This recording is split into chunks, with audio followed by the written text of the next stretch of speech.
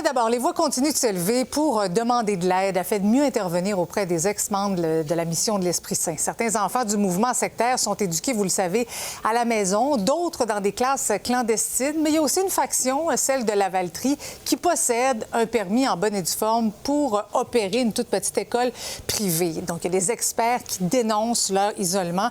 Pour en parler, je retrouve ce soir le porte-parole de l'éducation chez Québec solidaire, Gabriel Nadeau-Dubois. Bonsoir. Bonsoir, Mme Bergeron. Donc, le gouvernement qui a déclenché une enquête jeudi dernier sur les enseignements de la mission de l'Esprit Saint. D'abord, quelle est votre réaction à ce sujet? Bon, c'était la moindre des choses. Il faut essayer d'aller au fond des choses, essayer de voir comment on a pu tolérer pendant des années, alors que j'invite les gens à faire une recherche Google. Là, on trouve des articles sur cette situation-là, sur ces écoles illégales-là, depuis au moins 15 ans. Ça fait longtemps qu'on sait que cette secte-là opère des écoles illégales. Ça fait longtemps qu'on sait qu'il y a des enfants qui sont privés de l'éducation auquel ils ont droit, surtout des jeunes femmes. Donc, c'est le strict minimum que de faire une enquête. J'espère qu'on va avoir des vraies réponses et surtout que les choses vont changer parce que c'est pas une enquête de plus qui va aider ces enfants-là. Il faut que suite à l'enquête en question, il y ait des vraies décisions qui soient prises, qu'on ferme ces écoles-là s'il faut les fermer, puis qu'on encadre mieux les familles pour s'assurer qu'on n'échappe aucun enfant. C'est ça le plus important, hein? C'est de ne pas échapper d'enfants. Chaque enfant au Québec a le droit d'aller à l'école puis de partager un apprentissage du programme québécois. Mais qu'est-ce qui pourrait ou qui devrait être fait rapidement là, pour améliorer l'éducation de ces jeunes-là? Comment on pourrait mieux encadrer, selon vous, notamment l'école à la maison? Il y a un trou dans la loi.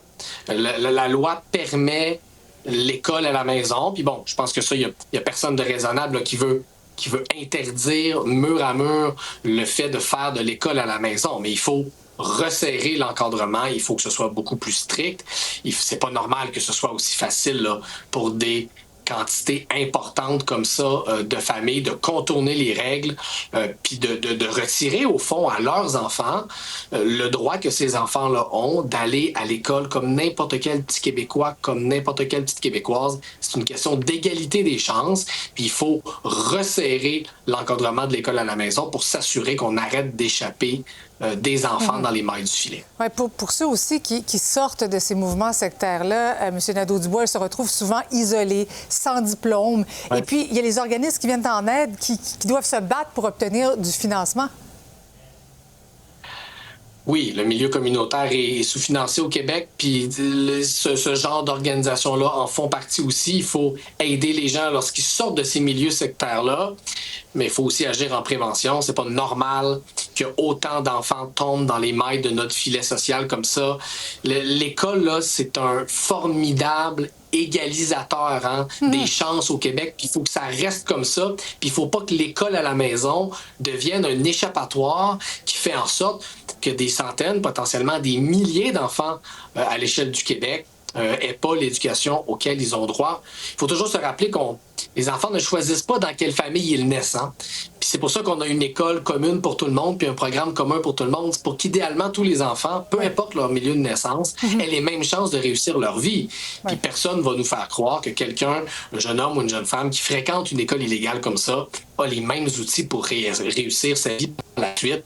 C'est juste pas vrai. Puis il faut s'assurer de beaucoup mieux encadrer l'école à la maison pour arrêter des scandales comme celui-là. Ça fait des années que le gouvernement du Québec est au courant. Il faut arrêter de donner des permis à ces gens-là.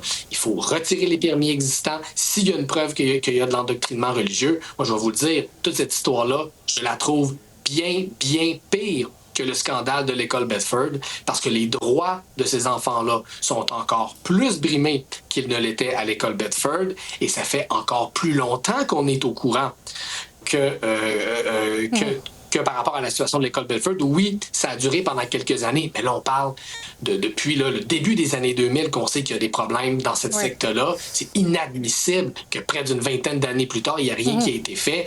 La CAQ a viré le Québec à l'envers, littéralement, suite aux révélations médiatiques dans le cas Bedford. Puis c'était en effet scandaleux ce qui se passait là. Comprenez-moi bien, je ne veux pas le minimiser. Mais comment ça fait 20 ans qu'on échappe des jeunes dans des écoles sectaires comme ça? Moi, je me l'explique pas, puis j'espère que l'enquête de Mme Lebel va permettre de mettre les points sur les i. Monsieur Nadeau-Dubois, merci beaucoup.